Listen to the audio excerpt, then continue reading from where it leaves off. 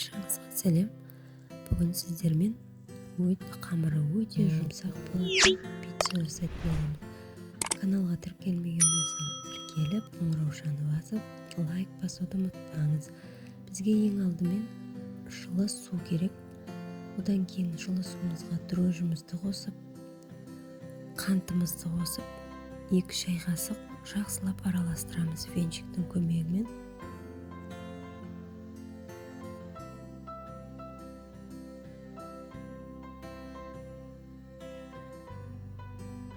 Одан кейін сұйық майымызды қосып, тағы жақсылап араластырып, үстіне ұнды міндетті түрде електен өткізіп, бірнеше бөліктерге бөліп, қосып, жұқа қамыр илейміз.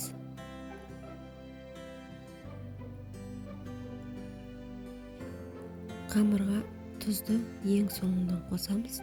Өйткені дрожжымыз жақсы ашу үшін, көтерілу үшін қамырымыз.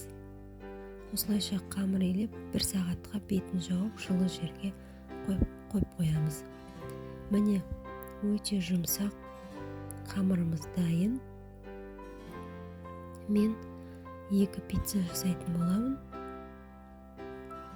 2 бөлікке бөліп қамырды жұқа етіп жайып, противенге орналастырып, үстіне томат жақсаңыздар да, осылай кетчуп пен майонез араластырып жақсаңыздар да, өз қалауларыңыз. Біркелкі етіп жая аламыз.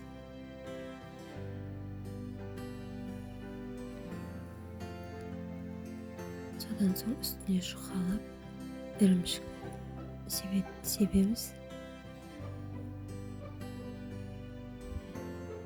Одан кейін шұжығымызды әркім өз қалауынша салмасын салуға болады.